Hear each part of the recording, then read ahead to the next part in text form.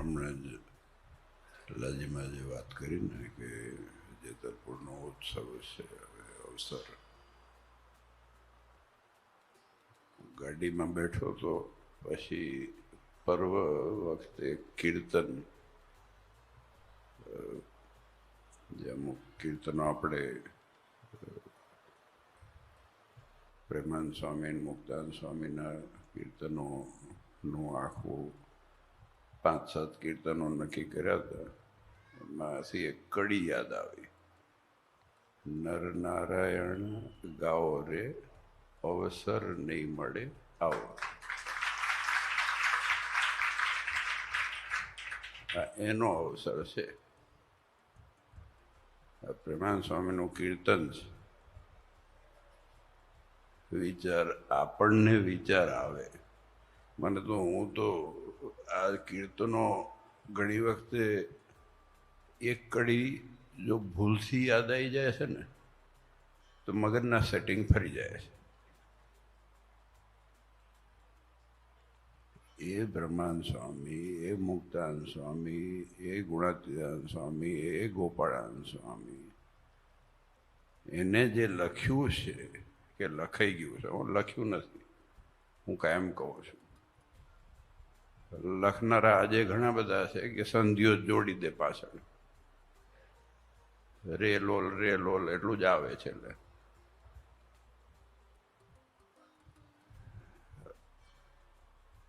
ભગવાન સામે બેઠા હોય કે નારાયણ દેવની પ્રતિષ્ઠા થઈ હોય, મહારાજ બિરાજમાન હોય આ ચોકમાં, અને એ પ્રેમાનંદ સ્વામી મુક્તાનંદ સ્વામીના મોઢામાંથી નીકળે, નર નારાયણ ગાઓ રે અવસર નહીં મળે આવો રે. શું મગજ હશે, શું હૃદય હશે, શું નાભીમાંથી નીકળ્યું હશે? તમે કલ્પના તો કરો. એ મહિમા કેવો ઠાહી ઠાહીમ ભર્યો હશે આમ અંદર. એ અંદર ઉદ્ગાર જે નીકળ્યા હોય ને, એ ઉપર છેલ્લા જો નીકળતા હોય તો આ શબ્દ જ ના નીકળે અંદરથી કોઈ દિવસ. આપણે એની પ્રજાતિ છીએ, આપણે એના દીકરા છીએ.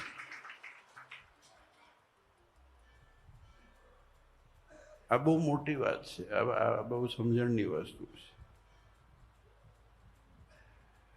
આપણા પાસે જે સંપત્તિ છે, ભગવાનની સંપત્તિ છે, જે એક વાક્ય ધારો કે ગણવા જાઓ તો ઓહો છેડો જ ના આવે. એ જે સંપત્તિ છે, એ સંપત્તિ હું જ્યાં સુધી માનું છું ત્યાં સુધી કોઈના બાપની તાકાત નથી કોઈના પાસે છે. પણ ખાલી વસ્તુ આંખ ઉગાડવાની છે. એ આંખ ઉઘડે ને તો ખબર પડે, આંખ ઉઘડે ને તો ખબર પડે. આમ જાણી જોઈને મીચી રાખીએ તો ના પડે. આવા ભગવાન મળ્યા. અને જો સરસ હમણે મહંત સ્વામીએ વાત કરી ને, નારાયણ દેવની કેટલી કૃપા અને કરુણા છે કે કઈ ચિંતા વગર ભગવાનનું ભજન થાય છે. કોઈ ચિંતા? એ ગાદી તકે ગાલમાં સૂર્ય લાડવાનું બધું ખાવાનું, મજા કરો. કોઈ ઓછેડા મોટા વાળા દેખાતા જ નથી.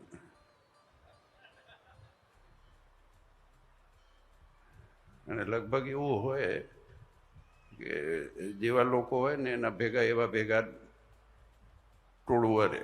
એવડો ગલ્લે બીડી પીતો હોય ને તો 5 બીડી વાળા જ ભેગા થાય. એટલે બધા જ્યારે આપણે ભગવાન હસતા છે ને તો બધા હસતા જ રહે છે, અને કોઈ દુખ્યો થયો જ નથી.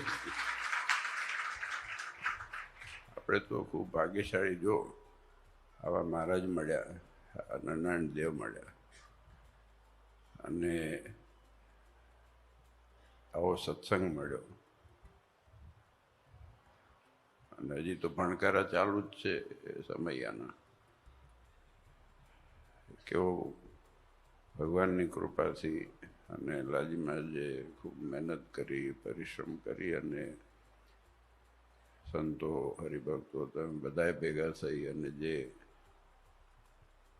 દેવને રાજી કરવા કાર્ય કર્યું છે, અદ્ભુત, અને એનાથી અદ્ભુત કામ હંમેશા નારાયણ દેવના પ્રાંગણમાં થવાના છે. એ તો મને વિશ્વાસ છે. આજે લાજીમાં જે વાત કરી, મારે જે દુઃખીઓ દેખીને ખમાય દયાણી રે, સ્વભાવ છે સ્વામીનો પડદું ખારી રે, આ બધી વસ્તુઓ આવે છે, આપણે રોજ ગઈએ છીએ. મારા જે અન્ન ક્ષેત્ર કર્યા, કુવા તળાવ વાવ ખોદાવડાવે, આ સંપ્રદાયની નીબ કે પાયો, એનો પ્રારંભ ક્યાંથી, એ ક્વેશ્ચન આપણે કરવાનો આપણી જાતને. મારા જે સીધા કંઠી પહેરી દીધી હતી બધાને, એવો મને વિચાર આવે કે અહીંયા કંઠી પહેર, અહીંયા ચાંદલો કર. ચાંદલો નથી કર્યો આજે? દાદા ખાચરને બોલાવીને વચનામૃતમાં લખ્યું છે કે દાદા ખાચરને બોલાય ને પછી આ ચાંદલો કર્યા વગર શું કહો આવ્યા છો? આવું સાંભળ્યું.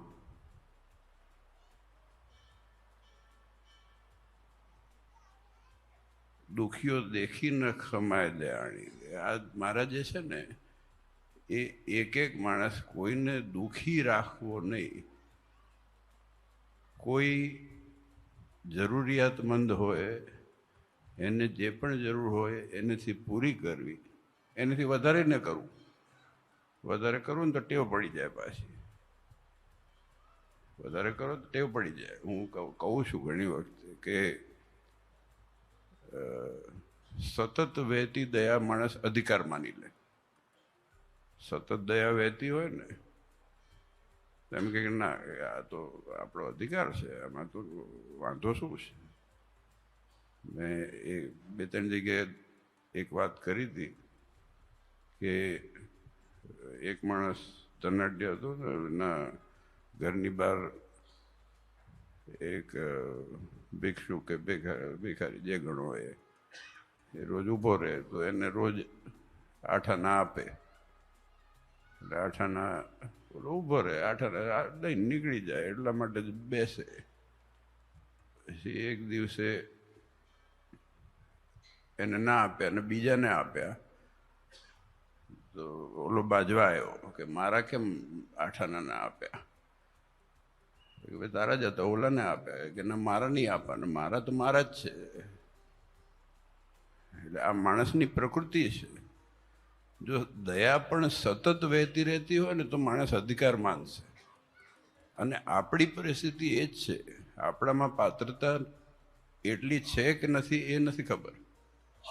હું તો નથી માનતો કે હોય, પણ આપણે એને હંમેશા આ ભગવાનની દયા છે અને આ 2 ટંકનું મળે છે એ માનીને જ જિંદગી જીવવી જોઈએ. એ જાણીને જ જિંદગી જીવવી જોઈએ. બાકી આપણી ક્ષમતા નથી કે જો ભગવાન જો ના મળ્યા હોત ને તો 2 ટંકનું આપણું પૂરું થતું ના હોત.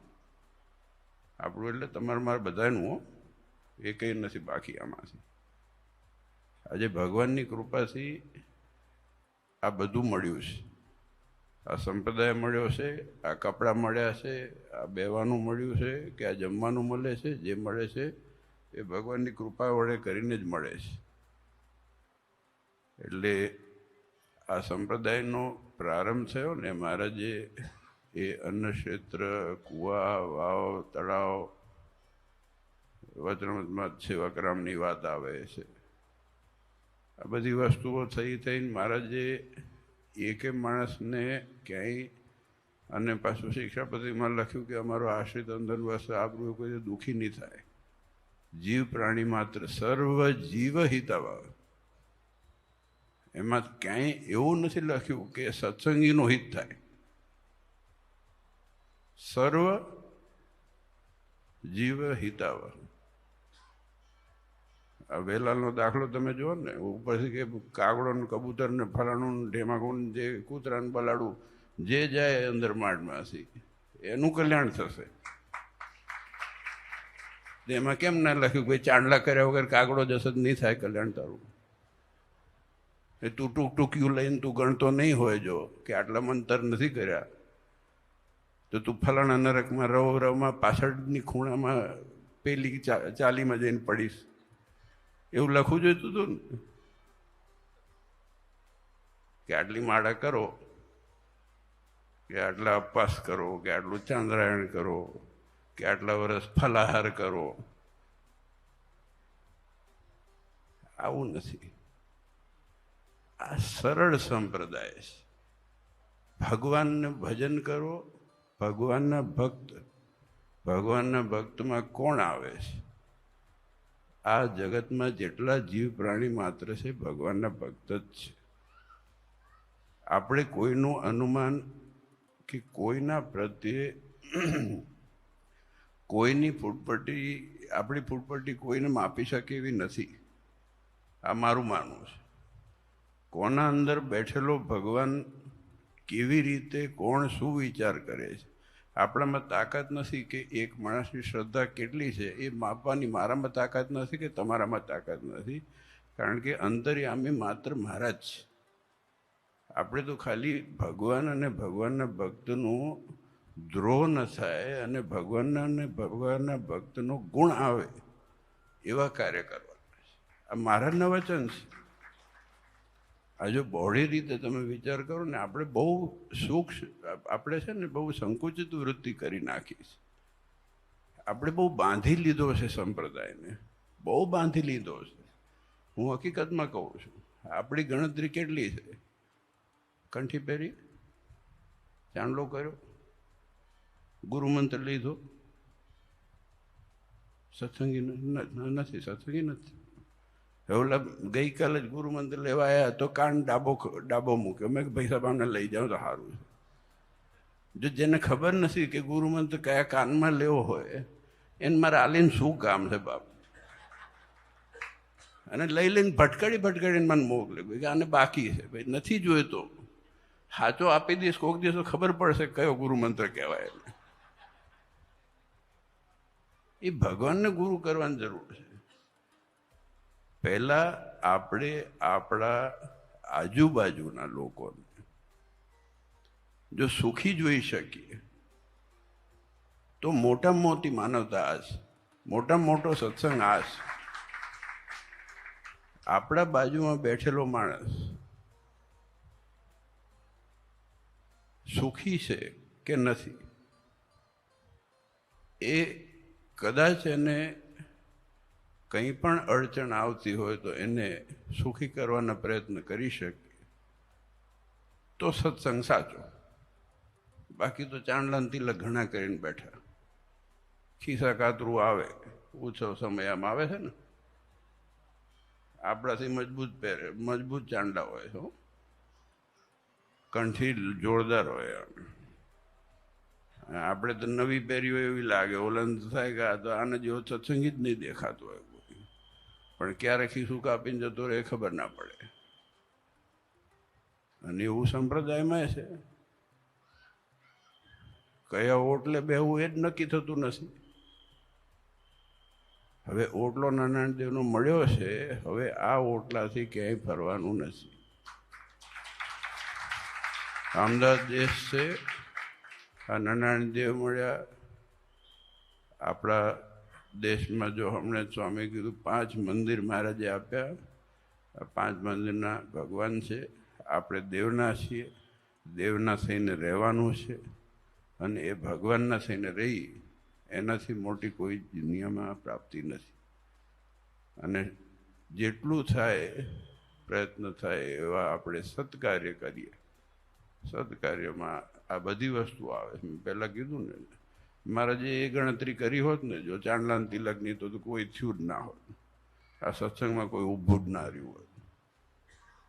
કેમ કે હજી મને ઘણી વખત વિચાર આવે કે આ એકે વચનામૃતમાં કે નંદ સંતોની વાતોમાં પણ આપણી છે ને લઘુતા ગ્રંથિ બહુ બંધ થઈ ગઈ છે. હકીકતમાં કહું છું, બહુ વિચારવાની વસ્તુ છે. હું એમ નથી, હું વિરોધ નથી કરતો. ચાંદલો એટલે કે ચાંદલો મેં જ કર્યો છે, એમાં વિરોધ કોઈ નથી ને. વસ્તુ સારું છે કે આ એક ચિહ્ન છે આપણું, કે આપણને ભાન પડે કે આપણે શેના માટે નીકળ્યા છે ઘરેથી. કંઠી છે તો ખબર પડે કે આ ગળા નીચે શું જઈ રહ્યું છે અને આ શ્વાસ શેના લીધે આવી રહ્યો છે. પણ હકીકતની અંદર વિચાર કરીએ ને તો હાડહૂડ કરવાથી ઊંચા જ નથી આવતા આપણે. હા, તું સત્સંગી નથી, અડશે નહીં, જશે રહે, બહાર જતો રહે, આમ જતો રહે, બીડી પીવે છે, ભલે બીડી પીતો, હવે તું લોહી તો પી તો બંધ થા. બીડી પીતો એ કોક માણસ ભગવાન નારાયણ દેવના દર્શન કરવા આવશે, કોકની તો છૂટશે ને. ભલે તું દેવના આગળ જઈને ના પીશ, અહીંયા પીતો કે હાથ જોડીને કેવું તમારે કે ભાઈ અહીંયા બીડી ના પીશો, ઠૂંઠું પીવા ના આવશો. ઘરે જઈને બીડી પીતો હોય, કોણ શું કરે છે કોને ખબર છે? તમે જ વિચાર કરો ને. બહાર તો ગમે તેવા આડંબર કરી શકીએ છીએ આપણે, પણ હકીકતમાં આપણી ફૂટપટ્ટીથી માપવાનું જે દિવસે આપણે બંધ કરીએ અને ભગવાન ઉપર જ્યારે મૂકશું, કારણ કે મહારાજના આ વચનો છે, સત્સંગ વધે છે ઘટે છે અમારી ઈચ્છા એ કરીને થાય છે. આપણે કોઈ ઓફિસર બનવાની જરૂર નથી, ના મારે બનવાની જરૂર છે, ન સંતોને કે ન તમારે. આપણે ખાલી ભગવાનમાં જોડાય એવી સુવિધા કરીએ, એવા પ્રયત્ન કરીએ, એવા આપણે કાર્ય કરવાના છે ને. એ કાર્ય આપણે કરી રહ્યા છે, સારું છે. નારાયણદેવની કૃપાથી જો આટલા બધા કાર્ય જે થઈ રહ્યા છે, અને ખાસ જો હમણાં પ્રસાદમ ને આ બધી નાની મોટી વસ્તુઓ જે થઈ રહી છે, કેટલા બધા ગરીબોને, જરૂરિયાતમંદોને, ગરીબોને નહીં, ગરીબ તો છે ને બહુ ઘરે ઘરે ગરીબ છે, ઘરે ઘરે ગરીબો જ છે. ગરીબોનો તો ઢગલો પડ્યો છે, પૈસાદાર ગરીબનો તો એટલા ઢગલા પડ્યા છે. ઓહો, પૈસાદાર ગરીબ જેટલા મેં જોયા છે ને એટલા તો કોઈ દિવસ દુનિયામાં કોઈ તમે નહીં જોયા હોય. રહીશો ઓછા મળે છે, ગરીબોનો તો ઢગલો પડ્યો છે. ખિસ્સામાં આમ થપ્પીઓ પડી હોય, પણ ગરીબ તો એનાથી મોટો કોઈ ના હોય. રહીશ હોય ને એ બહુ ઓછા મળે છે, અને એ રહીશી છે ને એ અહીંયાથી આવે છે, અને એ ભગવાનના બળે કરીને આવે છે. અને આપણે ભાગ્યશાળી છે કે આવા વિચાર આવવા એ રહીશી છે. આ ભગવાનના વિચાર આવવા, કોઈનું સુખ જોવું, કોઈના માટે સારો વિચાર કરવો, એ જ રહીશી છે. એટલે આપણે ખૂબ ભાગ્યશાળી છીએ. સરસ પ્રવૃત્તિ થઈ રહી છે. થોડાક સમયમાં જેતલપુરનું છે, એના પછી ધોળકાનું છે, એના વચ્ચે કંઈક આવશે પાછું, અને આવતું જ રહેશે. આપણે તો ભગવાન બેઠા છે ને આપણે મજા કરવાની, લાડવા ખાવાના, કોલેસ્ટ્રોલ ના થાય જોજો, માપે માપે રાખવું આપણે. બાકી તો ભગવાનની ખૂબ કૃપા અને કરુણા છે. શ્રીપતિમ શ્રીધરમ સર્વદેવીશ્વરમ